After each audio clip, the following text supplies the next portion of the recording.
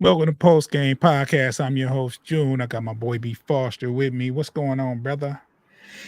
It's about time we got back to the Pistons, man. It's been a while since we had a chance to really talk about them.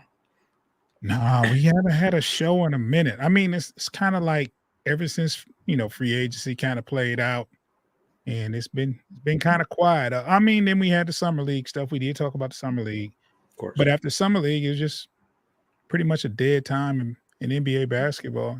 So we did a little bit of coverage on the draft and then free agency in the summer league, but we got kind of dormant for a minute. But the season starts in October. I know it's just August, but I was thinking, Foster, like this roster in comparison to last year is like it's going to be really different. But before we get into that, though, I almost forgot.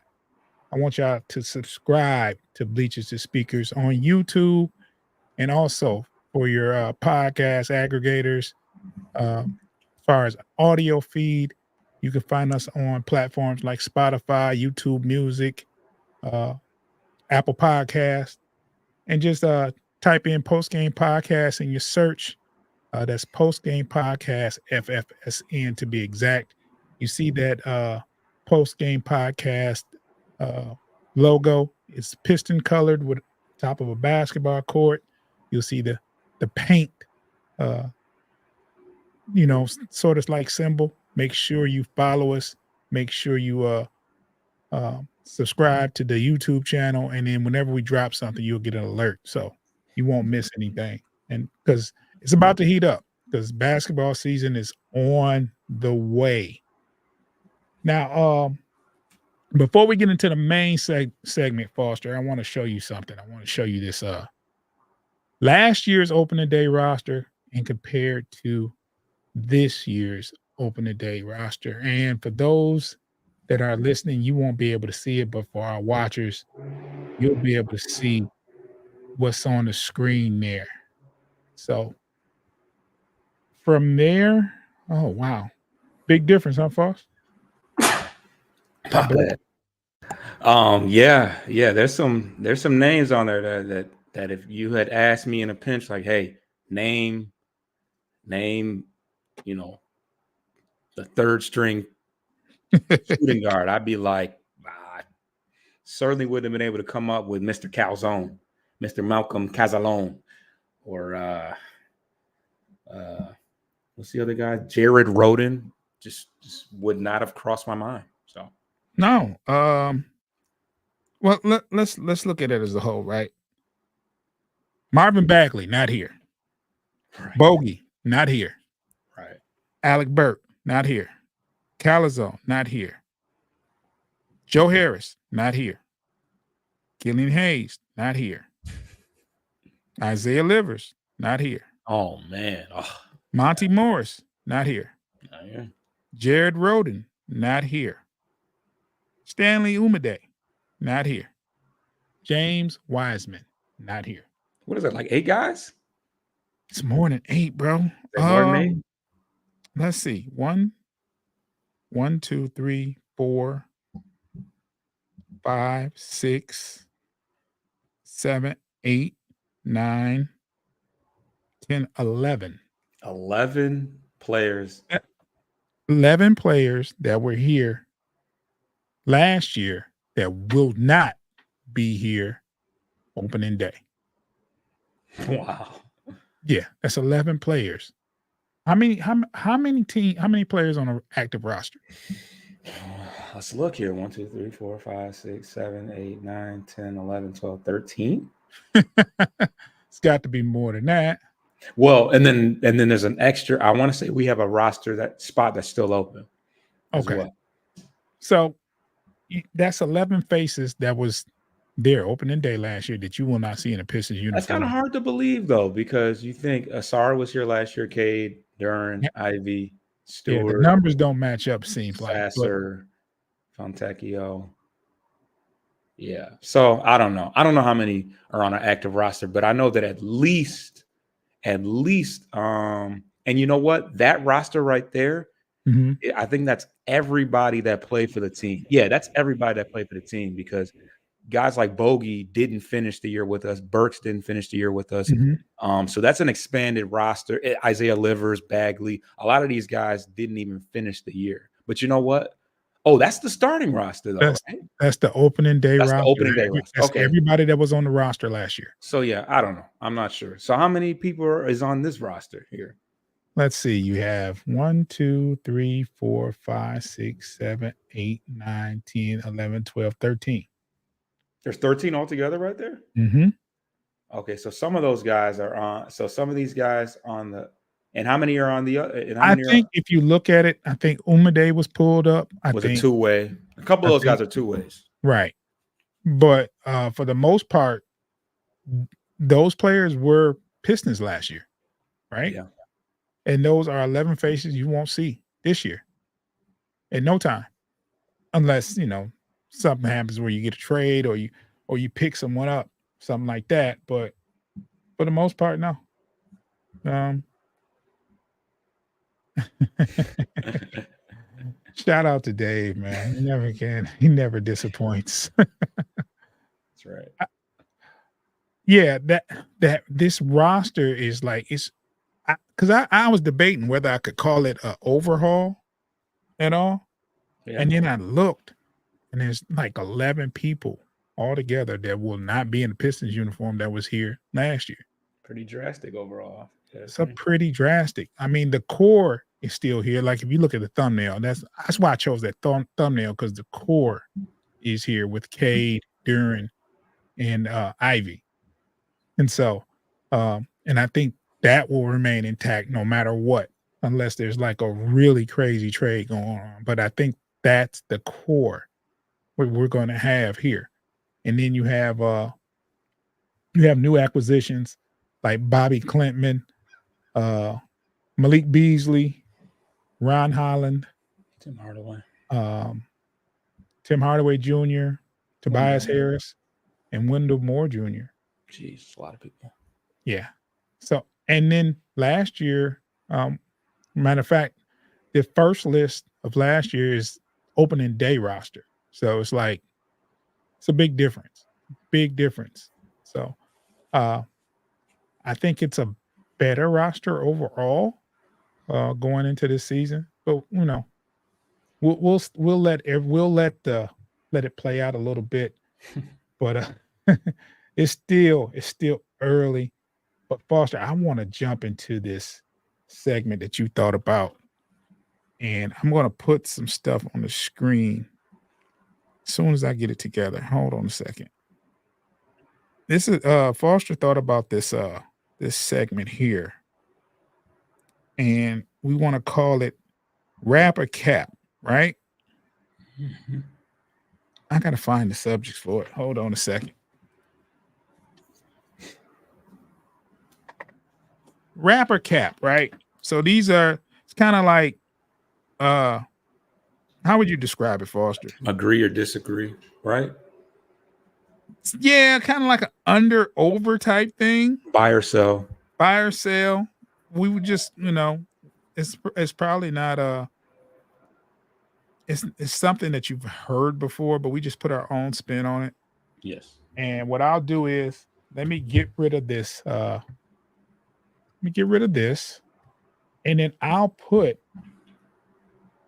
the actual question up on the board here so that our viewers can see it, and I'll read it out loud for our listeners. So the first one, and let's see, me and Foster both came up with these. Bear with me. I don't type that fast.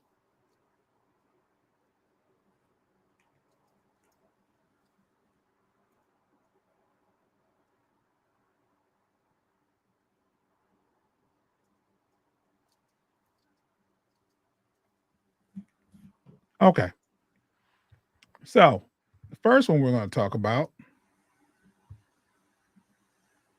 Cade and Ivy will average a combined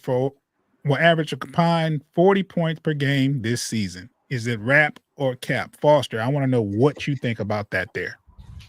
I'm thinking rap because starting with Cade, I think he's going to average well over 20 points a game. I'm thinking around You said well over. 23 or 24 is what I'm Okay. thinking from him.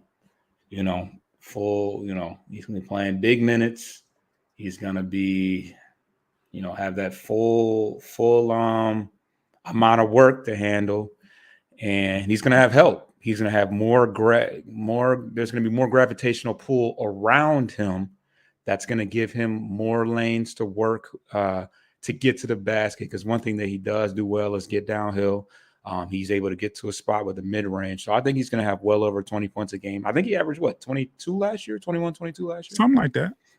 So if you figure 23 leaves Ivy only 17 that he's got to average a game. He averaged about 14 last year, to believe it or not. Yeah, he averaged. Yeah, it was either 14 or 15. But I see. I'm optimistic that he improves, and with a full, another year of experience, and with them working together during the summertime, they'll have better chemistry. So yeah, if you figure 23, and then all he's got to manage 17, I think they can handle that between the two of them, if my math serves me correctly. I'm going to say rap as well. I think I think the difference is Ivy, and I'm believing, I'm going out on a limb that he's going to average about 19 a game, and it's very doable. In an off year, he had 14, 15 a game. Right. So I think he thrives under this new coaching. I think he thrives with the new players around him, and I think he knows time is running out as far as your contract extension and your money. So I think he has to do what he has to do. And we've seen Ivy go off his first year. Pretty good rookie campaign, and he was very promising. And he's like lightning quick. Like he can get to the cup whenever he wants. And I think he's going to utilize that. I think the coaching will tell him, drive. It'll give him more opportunities. And if not, it'll give others opportunity. You can't go wrong. So I think I was going to say the only caveat to that is if for some reason he doesn't start. I know that they're pretty keen on making sure that there's some spot up shooting around Cade Cunningham, and they already don't really have a solid number 2 point guard. So that there is a possibility that Malik Beasley starts some games alongside Cade, and Ivy maybe doesn't get. I mean, maybe he still gets the amount of minutes that he would need to obtain. But one thing that the numbers did show is that Ivy was in the 10th percentile as far as spot up shooting, and if he can't improve on that, do not be surprised if he gets the hook from the starting lineup. Yeah, in that case, that would be Cap. I mean, he still would be the lead scorer. I think he would still be one of the primary scorers off the bench. So it would still allow for him a lot of opportunities for him to score off the bench. But obviously, he can maximize his scoring if he's starting. I think it's a bad thing if he don't earn the starting. If he don't get the start, if he doesn't earn the starting guard position, I think it's just bad. Yeah, I think he has to. Okay, let's see here. Now, before I read the question, you gotta know These first 10 games are brutal, right? I mean, these first 10 games are brutal. So keep in mind, it is not an easy first 10 games. So of the first 10 games, will the Pistons, the Pistons will be over 500. Wrap or cap? Foster, it's on Um, you. yeah, I mean the majority of the first 10 games are guys that are teams that were in the playoffs. I'm gonna go cap on that and say probably more like 4-6. But I ain't mad at that. I think we'll compete. I honestly think that we'll compete a lot of those games. I mean, we nearly beat the Heat last year on the first game of the year, and our team, our roster is that much better. I don't think we'll be as overmatched in as many games this year. But out the gate, it's going to be rough. You got the Pacers, you got the Celtics, you got the Cavs, Heat, 76ers, and Knicks. That's the first like 6 games, and those were all teams that played in the playoffs. It only gets easier. I mean, you get the Lakers in there too. I think the Nets and Hornets are must-win games. Yeah. And yeah, I think the Hawks are within that first 10 games as well, and that should be a winnable game. So I'm gonna say somewhere closer to 4-6. I'll take 4-6. I mean, that's a small sample size. It's obviously going to get better from there. So yeah, I have to call cap. I think they'll be 4-6 at best. Mm-hmm. I would be elated if they were 5-5 or better. Yeah. I'll settle for 4-6, hopefully, because, like I said, those first 10 games are not easy games, and I wouldn't be disappointed. And then you think about it: if you win 4 out of your first 6, you got to remember we only won 14 games last year. And we are well on our way to that milestone. So yeah. So don't look at us like we're being like totally pessimistic. But after coming off a 14-68 season where we were optimistic, you got to understand to start off the season 4-6 is not a bad John. I'm sorry. It just isn't. So before we continue, Foster, I'm gonna get to a quick break and then we'll come back with more rap or cap. I wish there was some people participating, man. They can chime in on the rap cap. It'd be kind of dope. But we'll do this more and we'll see. We'll see. Let's see here.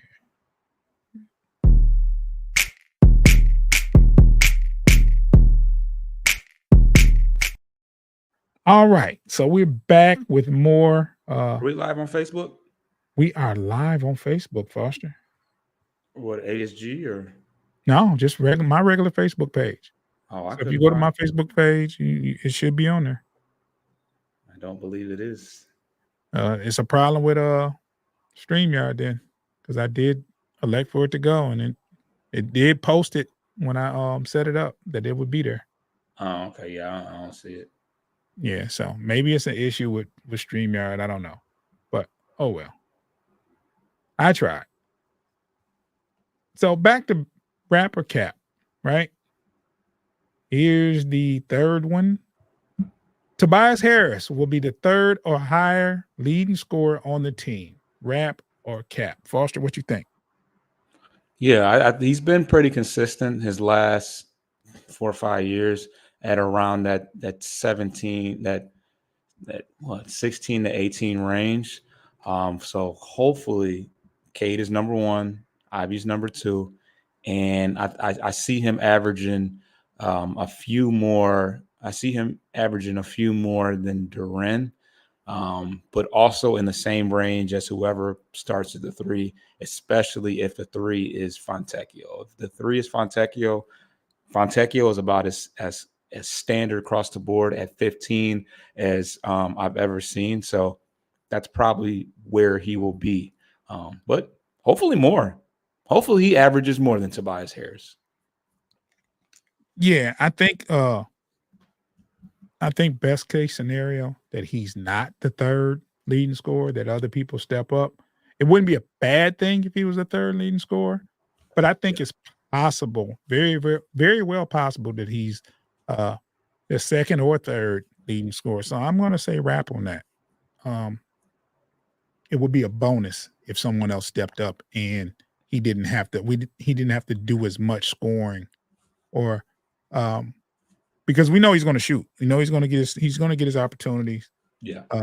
There's plenty of opportunity to score on this team. This team needs scoring. They need ballers. So Yeah, and I hope more than seeing Duren develop and excel offensively, I'm more concerned with him continuing to rebound at the clip he's at and defending the rim. That's what I'm concerned about far more than whether he averages 20 and 10.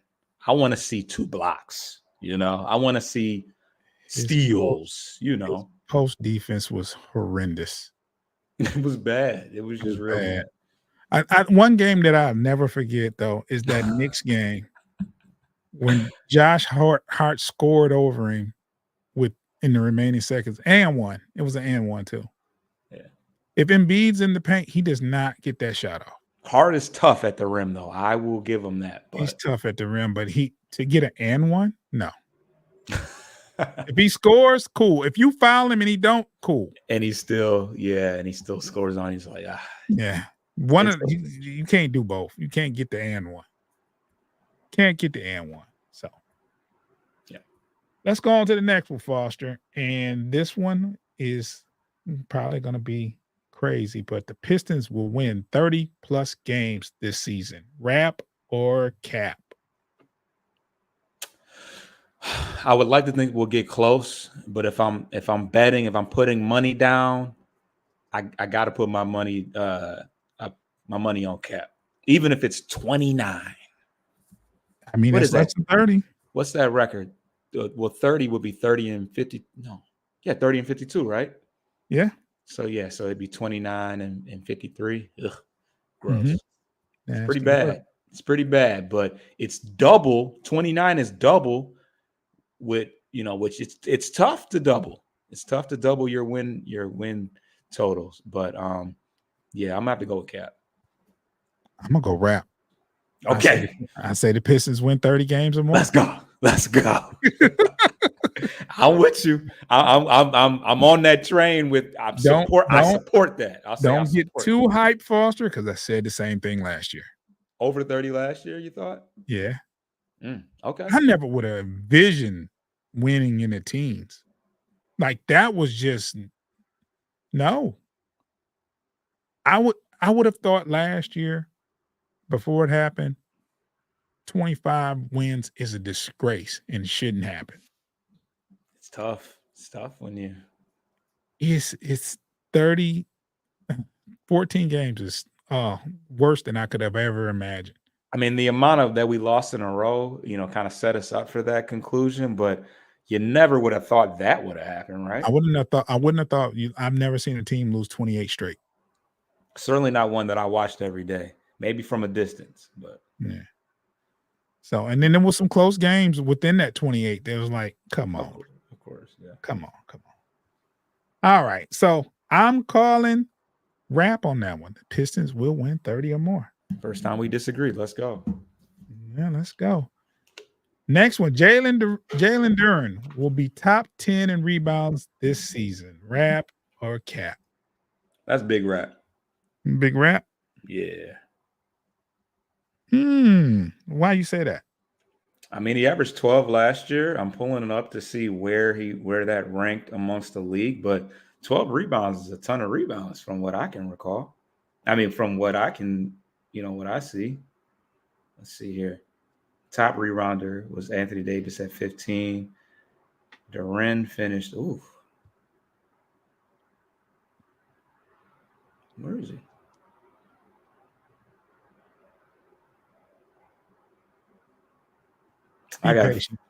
Be patient. Foster is looking for the information. Yeah, I don't know. It's hard to. Let me see here. Well, I'm gonna say Rap, because one thing he does rebound. Right. He rebound. And I think that comes with. And what was it? His second year last year? Yeah, it was second year last year. And I think once you get acquired to rebounding, that it's like second nature. So I think he's going to improve on that this year. I don't And know why during rebound ranks. I said, Foster, find it, Foster. You good, bro? We got a little bit of time here, sir. So Yeah. So yeah, he averaged. you average about 12, right? That's what I thought. 11.6. Uh, mm, So well, maybe this. All right, let's go back to. 11.6 rebounds a game, and I'll take that. I'll take that. He needs some rebounding help, but Okay, so looks like the top was 12.3, and that was Sabonis. so that's gotta be rap. Okay, it says during. Okay, for some reason Do on. this, right? Oh Do no, this. that's 22 to 23. Where is the 23 to 24? Do this. Find out the leading rebounder last year, and you can pretty much gauge where he was. I think it was Anthony Davis. Okay. How many? Okay. Oh, okay. So Duren was top 5. Okay, I found. I'm He like, was come top on. 5 last year, so it's a given, right? Should be Should now. be. It was Demonis Sabonis with 13, and then Gobert, Davis, Nikola Jokic, and then Jalen Duren at number 5, I above Giannis, above Nurkic, above Wemby. Um, yeah, number So 5. before I thought about that question, I did not know where he stood as far as rebounds last year. So that's pretty much a given. He should be top 10 because he was top 5 last year. Now, you can't say that we're expecting too much because he did it. Did it as a second-year player on an awful team, uh, and hopefully better defense means more more rebounds, more misses. You know what I mean? Yeah, hopefully better defense does, and also less turnovers so we can get more attempts at the rim. Uh, he can get more offensive rebounds. So, you Tim know, Dunks, yeah, for sure. yeah. So, yeah, this is going good here. But We Foster, about 5 in. We rolling along here. yeah, we rolling right along, man. We're rolling right along. But here's another one, and this one is you need to put on your GM hat for this one, though, Foster. Okay. Jay Ivey finishes the season a Piston. Is that rap or cap? Mm. That's the one you came up with. So hey, I know, right? Honestly, wow. When we look at, if I had to, once again, if I had to put money down, would I put money down that Ivy gets traded this year? Maybe it's the recency bias of some of the headlines I've seen about Jaden Ivey and just how he's been working with Cade behind the scenes, and everything seems to be peachy and perfect. Maybe that's why I feel like it's not time to say that they're gonna sever ties and split him and Cade up. Yeah, at this moment, I'd say that it's we'll finish the season. I'll say wrap to that. But I might not have felt that way in the summertime. I might not have felt that way in the middle of the summer. But that's where I'm at now. That he will finish the season as a Piston. I'm going to say rap. I think this season he flourishes under JB Bickerstaff, and that's one thing we didn't talk about. Not only did they have revamped the roster, got a new coach. So I Yes. think last year he started off on the wrong foot with Monty Williams for some odd reason. There's rumors uh, that the owner had to step in and say, "Hey, play Ivy." I heard certain similar things to that nature. So I think he gets a clean slate. I think he balls out. I think he stays on the roster. So And a shameless plug. I have a new article out talking about the two vital players to the Pistons' success this year. Jaden Ivey is one of them, and one of the topics that I do touch on is the fact that JB Bickerstaff is our new coach, and that he has a lot of experience developing young guards such as Darius Garland and Donovan Mitchell, and that could be very pivotal to how to Jaden Ivey making another jump this year. If you kind of compare, Cade to Donovan Mitchell, and then Ivy to like a Darius Garland. So Right. this is a very telling and important year for Jaden Ivey, because his that rookie contract is coming up as well. That rookie max, or that rookie extension contract, is coming up this year. Yeah. So I'm calling Rap. I think he's going to be there. I think he's going to have a good season. So calling Rap. He'll be a Piston. However, you still got to keep your GM hat on, Foster. The Pistons will make a significant trade by the trade deadline. Rap or Cap. That's tricky, because that kind of plays into the that kind of can't have, if there's a significant trade during the season, I feel like Ivy, a Duran, or a Stewart is involved in that. But I would like to think that's Rap. I would like to think that we're in a position going into the trade deadline to where we can make a move to push us over the top, and that we take that opportunity. So, this may be a contradiction, but I'm gonna go with Rap on that. Well, the way I see it is, if they make a significant trade, it does not have to involve Ivy. I Think so? do think they make a significant trade. It could be draft picks. It could be Sure. It could be anything. It could be money. I think a lot of these blockbuster trades don't have to include major people from your own roster. Sometimes it's future considerations. Sometimes teams have to get rid of what they have uh, without losing them to free agency. So, or cap space. They want to utilize that. They want to get get rid of some cap space. So, and I think there will be a significant trade by the trade deadline. And I'm not saying, if you look back to the question before, I think there will be a trade, significant trade. I just don't think I will be involved in that. So I'm going to call Rap, because this roster, although it's an upgrade from last year, it's not a finished product, and there's some room for improvement. There's some moves to be made. I do think it's some players that are our teams that won't be there, that'll be available to us. So, and I think there will be some kind of trade. We had made a trade last year, right? That's how we got Fontecchio, correct? Yeah, we made a lot of trades last year. We traded Bogey and Burks away. We traded away somebody to get Fontecchio.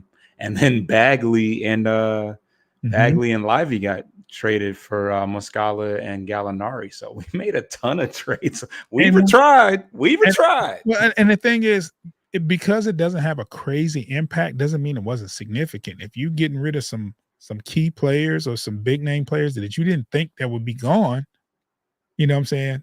I mean, you could trade away a good player for a future round draft pick, and that's a significant trade because that player's not here. So, yeah, I mean, that's true.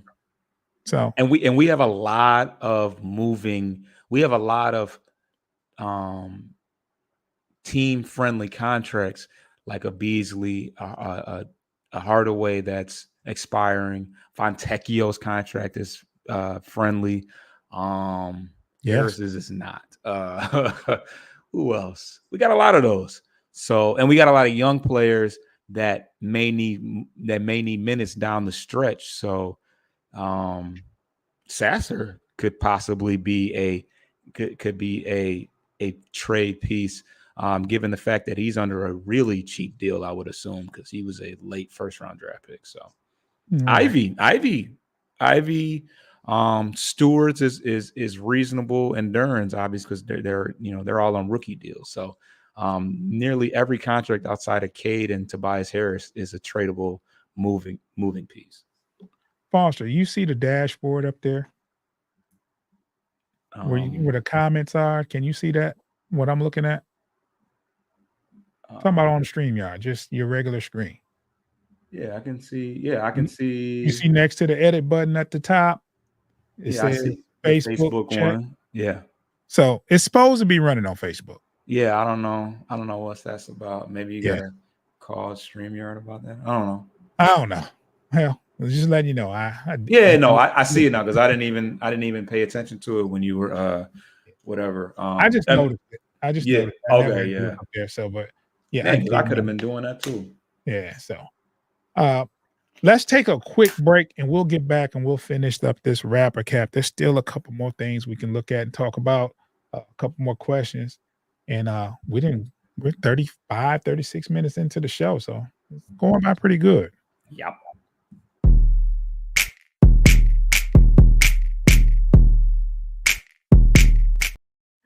Rapper cap continues, Foster. And I like this segment. It's pretty dope. That's a good idea by you, bro. I have them sometimes. Yeah, you good for sometimes now. All right. Cade will be voted to an all-star game this season. Rap or cap? I think we talked about this before too on one of the shows. I'm gonna rap on this.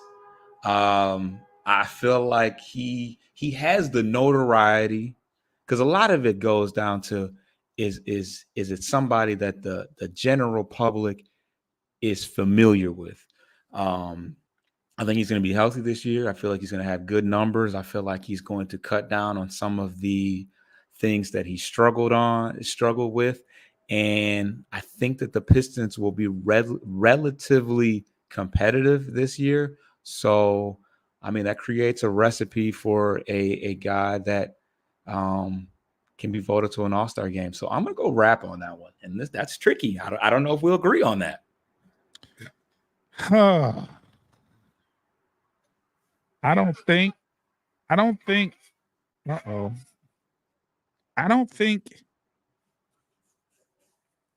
I think he's good enough to be on the all-star team. Right. I think he gets consideration. I just think it's one of those things where the league is so guard heavy. Yeah, I agree. And the one thing that plays into it is the actual team success. They're going to look at all of it because I can go down the list. Halliburton, Brunson. It's so many elite guards in the Eastern Conference, right? Jaylen Brown.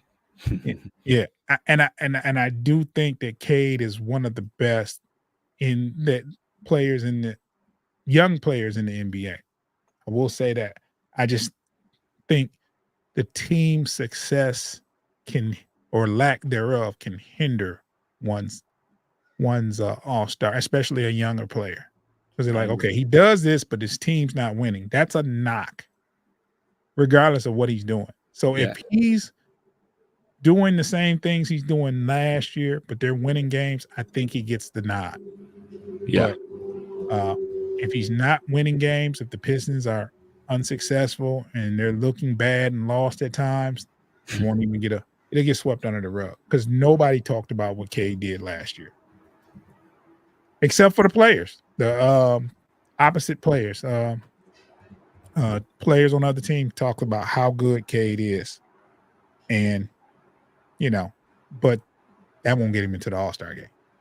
So I want to call it cap. Hopefully I'm wrong. Because he deserves to be there. And just the team success or lack thereof can hinder that. Okay. You still got your GM hat on, Foster? I do. Rookie Ron Holland plays at least 5 games with the Drive this year. Rap or cap? I can actually pretty comfortably say he'll play at least 5 games with the Drive.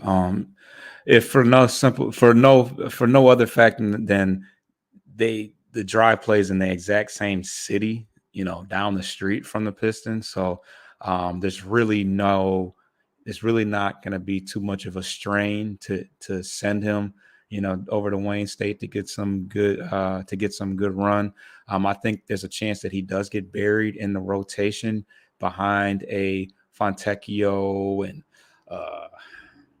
a Beasley and Asar Thompson. So in order to keep him developing, because he does have some very glaring ailments in his game still and holes in his game, I think that he will definitely play at least 5 games with the Drive.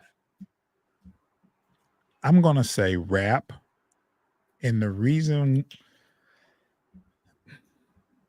big reason is, to be honest, we have a Ron Holland on the squad.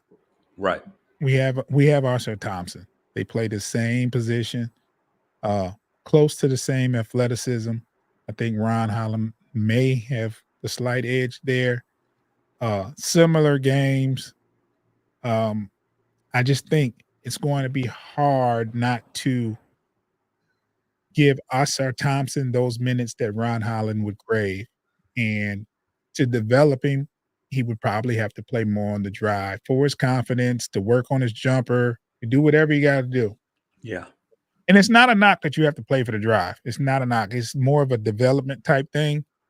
And with this year's draft, as poor as it was, and drafting at number 5, you weren't expected to draft someone that's going to come in and instantly make an impact. You're going to look for someone that you can groom into being a good player. And I think with Ron Holland, that's what you have to do. And part of that is having to play for the drive if you're a part of this team. So I wish we could have asked this question about Clinton. Oh.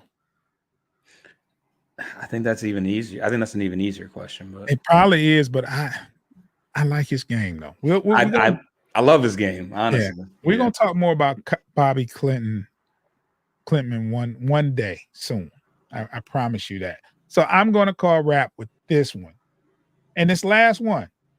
This is the last one, and this is crazy, right? Paul Reed takes Stewart's spot in the rotation. Rap or Cap? Foster. Oh, I'm calling Cap on this. Yeah, I want to believe. I want to believe that now that Stewart is in a more favorable role, that he will continue to flourish and thrive. And especially with him being our best interior defender, it only benefits the Pistons that he does continue to get minutes. Because statistically, defensively, he's one of the better interior defenders in the league. It's really more so the offensive side that limits him on the basketball court. I'm going to call Rap. I think Paul Reed is I think he's going to do well in this system. I think he's an upgrade from Stewart. It just depends on how bad he wants it. I think he's gonna take the spot. Now, in what way is he an improvement in your eyes? Size wise, offensively, I just think I watched him play. He has a more reliable outside shot. Stewart has You think so? on the street. Yeah, I'm talking about. Yeah, I think so. I Pull will up the bet percentages. Let's see. I want to say Stu's around like the 37% range. You're talking about outside, like 3-point shooting. I'm talking about just outside shooting, outside the key. He has a better shot. Let's see if we can pull up Paul Reed versus Isaiah Stewart and see if because sometimes they do those little breakdowns. Okay. Let's see here. What we got there, Foster? I could be wrong. Okay. So obviously Stu plays more minutes, but let's see what so the points per game. What is it? What's the shooting percentages of them? Okay, let's go to that. Let's see if we can pull that up. Because it may not show Okay. all of them. Okay, so percentages, field goal percentage. Okay. Let me look at the key and see what is blue and what's orange. What the Yeah, that would be interesting to know. Like, who has? Because I'm going by I purely found on it. what I've seen on film. But go ahead. Okay, so field goal percentage wise, 55% to 49% in favor of Paul Reed. But Okay.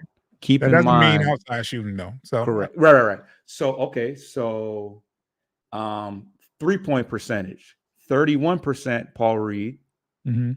34% Isaiah Stewart. Okay. So you don't care about free throw then, right? Say a free throw. Free throw percentage, Paul Reed 69%, Ugh. Isaiah Stewart 72%, Ugh. 72.7, so 73. Okay. I'll take 73 over 60. Yeah. And then as far as let's see if we can get the attempts. Can we do field goal? Okay, 3. Okay, that's career average. Because that was You can go by career average. Are these career? These are career. Go by career average. Because Those were career averages. We'll go by career averages. Yeah. So on career average for Paul Reed, he's only attempted a 0.4 threes a game. So he doesn't really shoot them. And Stewart, his career average is 2, but we know that in his 35 overall. But we know that he's attempted more in the last 2 years, certainly last year, than he's attempted in most of his career. I'm just saying, like, okay, like as far as like not 3-point shooting, because Paul Reed has a pretty decent outside shot, mid-range So shot. like mid-range? Okay. Yeah. So now that doesn't check no, out. you're not going to see it. You're not going to see it. But I will say that Stewart doesn't take that the mid-range is something that he doesn't take very often. But if he can shoot at a pretty high volume, if he can shoot at a pretty high volume from 3, I'll take 3 over 2. I'd rather my 4 be able to knock down constant mid-range than a couple of threes a game. Why? I mean, it just that's what's going to be more available to you for your 4. Yeah. Maybe. I mean, your 4 is not going to sit outside the paint and just sit there and wait for the ball to swing around so you can shoot a 3 all the time. Well, you got Dern down there. You're definitely gonna be out. You're definitely gonna be outside. You're not gonna be. I mean, you're not going to be in the paint with him, but you're not going to be hanging at the 3-point line. Yeah. So I'm definitely gonna take a look at Paul Reed's shot chart because I'm curious now. Because I think that his mid range was kind of displayed in the highlights that I watched, but And that's all I'm going by is his film that I've seen. Because once he got here, I looked at some of his games, and he was shooting the ball pretty effectively from the outside. Not saying 3-point shots, but when you got a forward that can hit your mid range, it's kind of dangerous because then he can put the ball on the floor. He doesn't have to go far to get to the rim if he's shooting a mid range, and you have to really guard him closely. So we'll see. We'll see. I just think he's an upgrade at that position. I just do.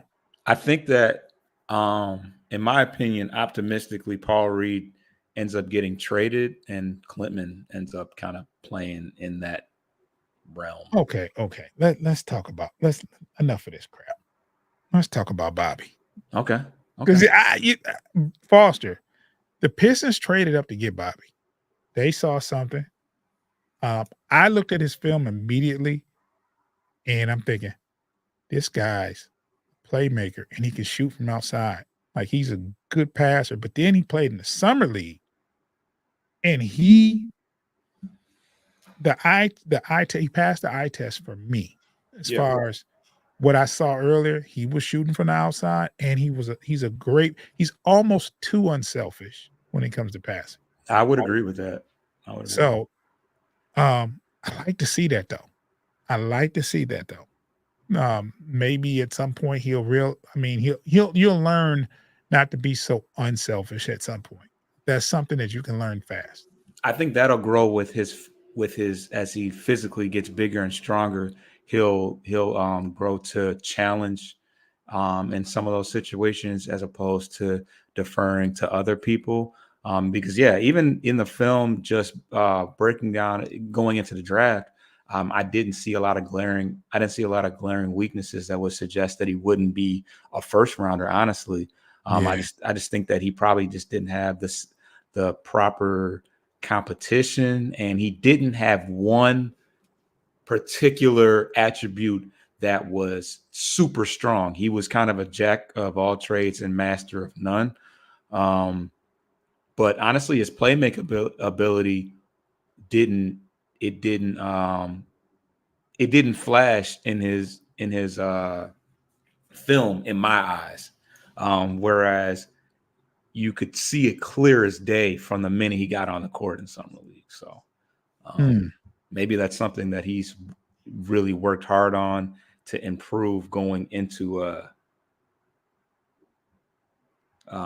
going into the draft and the combine and all that. Okay. Well, we'll see. We'll see. I like Bobby. I think he has the size. Uh, he can pass. He definitely has an outside shot. Foster, me and you were talking about last year what we needed when Bogey was out for the longest. We needed a power forward that could shoot. We thought once we got Bogey back, it would it would be a lot better for us. And unfortunately, needed a lot more than Oh yeah, there was more. Than there was so much more. I mean, Bogey did his thing. Uh, Even after acquiring Fontecchio, and he played some four and could shoot from outside. There was just so many other glaring holes. Um, but yeah, this is a new season. We have better pieces in place, and I do think the Pistons will be better this year. And I, I hate to say it, but you can't be any worse. It can't be any worse. If you lose more than if you win less than 14 games this year, I will quit watching Pistons basketball. I will quit watching basketball, period. Hmm. But I don't think I'm gonna quit watching basketball. There's just no way they can be that bad again. Right? Please tell me something false. Tell me I'm right. Agree with me. Okay. Yes. So that about do it for today, Foster. You got any last words to say before we get out of here? Hey, I do not envy the job that JB Bickerstaff has to have when it comes to creating these rotations and rosters, because I can't begin to really figure out what direction he's going to go in. I feel like which is a good thing. He has a lot of options, and it may vary from game to game, but I feel like he has a lot of different pieces to work with as far as putting together a rotation and just a general starting lineup, honestly, because I don't know. I guess as they start getting into practice and start playing together and meshing as a unit chemistry wise, I think we'll get a better idea of who works best with what. We'll see. We will see. Before we get out of here, I want to remind everybody to subscribe to Bleachers to Speakers on YouTube. And for your audio needs, any of the podcast aggregators, that is platforms like Spotify, YouTube Music, Apple Podcasts, just type in Post Game Podcast, FFSN in your search. You will see the Post Game Podcast logo. It's piston colored on top of a basketball court.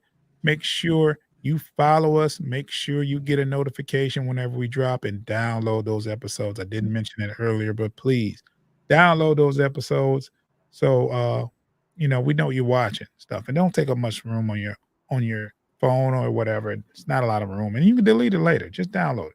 You can put it on automatic download. So when it comes through, you just, it just automatically download. So Foster, we got to talk about the starting roster next show. Next show, we're gonna have some starting lineups in place that who we think should start off the season. I think if we come up with an ideal starting lineup at the end, that would be kind of dope to figure out who we would like to see starting ideally. But I think Especially since we know now who we're gonna play first, so you can kind of line them up, matchup by matchup, attribute by attribute. That'll be cool. the first game is what Indiana. Pacers, yeah. All right. Well, Wow. Okay. No chance. Huh? I think we beat the. No, we probably didn't. we didn't win a game versus Indiana last year Oh, okay. Fair enough. or the Knicks. Oh, you know what? I think the Pacers not beat us by like 30 or something. Yeah, I Those mean, those rosters were. I think it was one close game. It might have been two, but no. Anyway, thanks for tuning in. Subscribe to Bleachers to Speakers on YouTube.